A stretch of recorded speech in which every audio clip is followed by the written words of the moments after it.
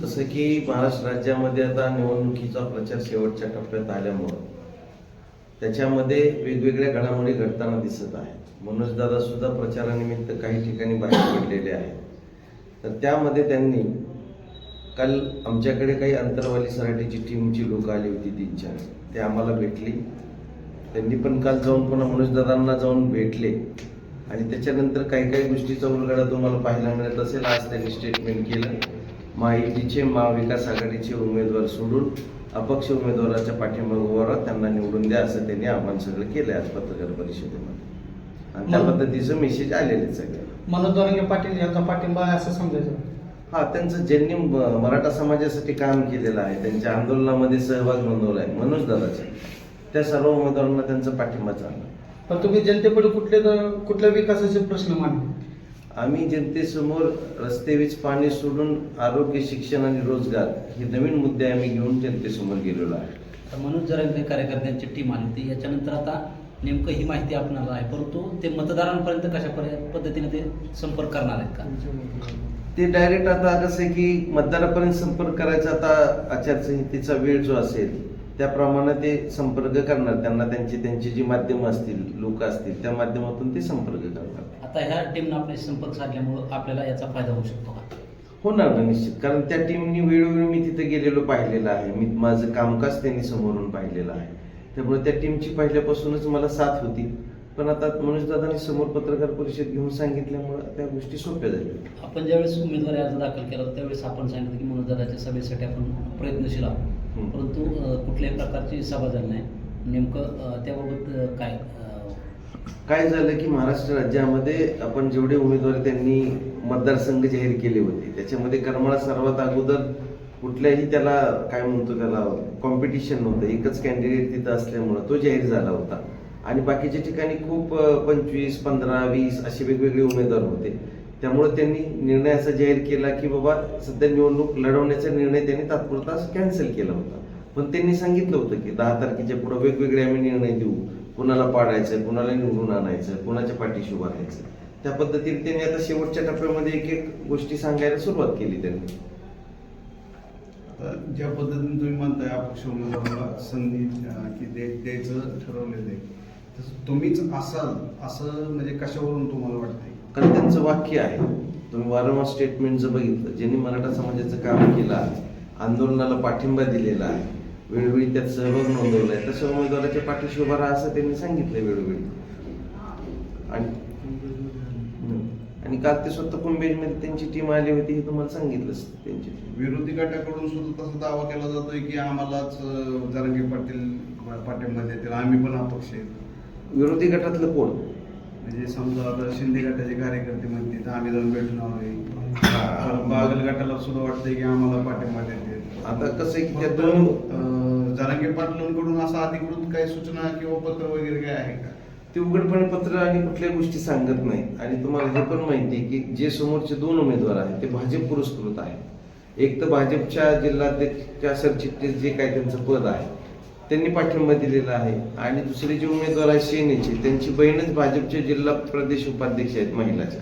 त्यामुळे दोन्ही भाजपचे उमेदवार असल्यामुळे त्यांना हा नावाचा विशेष नाही. भाजप आणि त्यांची संलग्न उमेदवार पाडा असेच आदेश आहेत त्यांची पहिल्यापासून. त्यामुळे त्यांनी दावा करणं, त्यांनी काय काम केले सांगावं त्यांनी. मनोज दादा जेव्हा उपोषणाला बसले होते कधी आले का?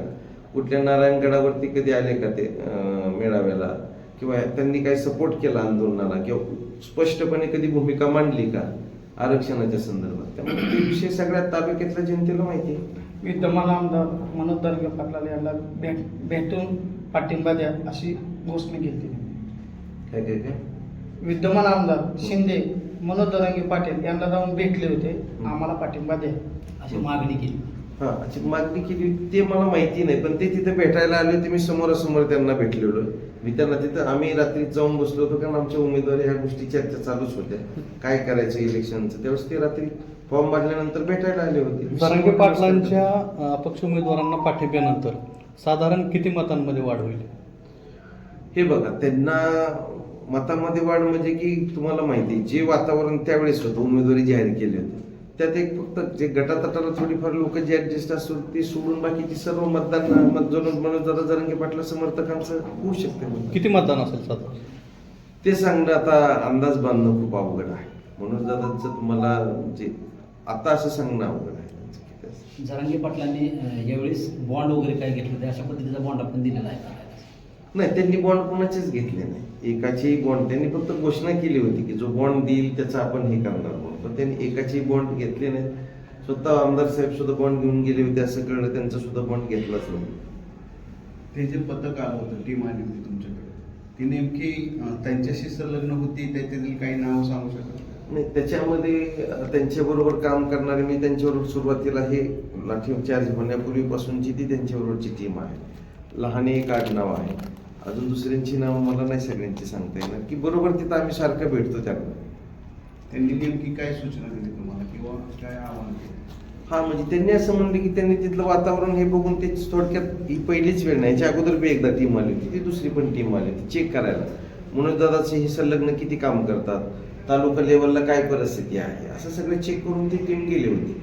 तुम्हाला ह्याच्या आधी पण त्यांनी अशी ऑफर दिलेली होती की तुम्ही काम करत राहा आणि नंतर तुमचं म्हणजे तुमच्या बाजूने प्रचाराला येतील किंवा असं तुम्ही पहिल्या पत्रकार परिषदेत सांगितलं होतं, आणि त्याच्यानंतर काय संपर्क झाला होता? नाही, आमचं मधून कॉन्टॅक्ट चालूच होता. इव्हन त्यांनी आम्हाला उघडपणे फोटो सुद्धा वापरायला परवानगी दिली होती उघडपणे. आम्ही ते वापरून सुद्धा जास्त शिकलो असतो, पण ज्यावेळेस त्यांनी स्वतःहून सांगितलं अपक्ष म्हणून उघडपणे त्यांनी भूमिका आज मांडली त्यांनी दुपारी कधीतरी किंवा सकाळच्या वेळेस, तिथून पुढे मग त्या गोष्टी क्लिअर झाल्या की जनतेने काय करायचं ते. आपल्या जिल्ह्यातील किंवा स्थानिक पदाधिकाऱ्यांना त्याबाबत कल्पना आहे का? आणि त्यांचा स्थानिक किंवा जिल्ह्यातील जे समन्वयक आहेत त्यांच्यासोबत काही बैठक झाली का किंवा ते संपर्कात आहेत का किंवा त्यांना विश्वासात घेतलेले आहे का? नाही, हा विषय फक्त तालुक्याच्या त्या लेवलचे अपक्ष उमेदवार आहेत त्यांच्या बाबतीतचा आहे. जिल्ह्याचा काही समन्वयकांचा त्यांचं काय याच्यामध्ये हे नाही. कारण त्यातले त्या गोष्टी म्हणजे त्यांचा किंवा त्यांना विचारून दादा कुठलेच निर्णय घेत नाही. दादा स्वतःच निर्णय घेत नाही, कुठले समन्वयाला कार्याला विचारून निर्णय घेत नाही. त्यांची तिथे टीम आणि दादा हेच निर्णय घेत. जी समिती आली होती पाठिंबा द्यायला किंवा जरांगे साहेबांचं तुम्हाला समर्थन आहे, त्या समितीने पत्रकारांसमोर यायला पाहिजे. तुम्हालाही आमचा पाठिंबा अपक्ष उमेदवार सरांशी आहे, तर त्या दृष्टीने तुम्ही. म्हणून दादा कशी अशी व्यक्ती आहे की ते कधीही असे उघडपणे सगळ्या गोष्टी सांगत नाही. सगळ्या गोष्टी गनिमी काव्याने करण्याच्या संदर्भातच ते आवाहन करतात. पण पत्रकार कोणाचं नाव सुद्धा ते घेत नाही. समजणे को इशारा काफी आहे अशा पद्धतीने ते बोलतात आणि ते ओळखून घ्यायचं सगळ्यांनी. म्हणजे कुठल्याही मागच्या लोकसभेला सुद्धा तुम्ही इलेक्शनला बघा, जे उमेदवार त्यांच्या नुसते एका शब्दाने निवडून आले, त्यांनी काही त्या नाव घेतलं नाही कोणाचं, त्यामुळे समोरच्याने ओळखून घ्यायचं त्यांना काय म्हणायचं.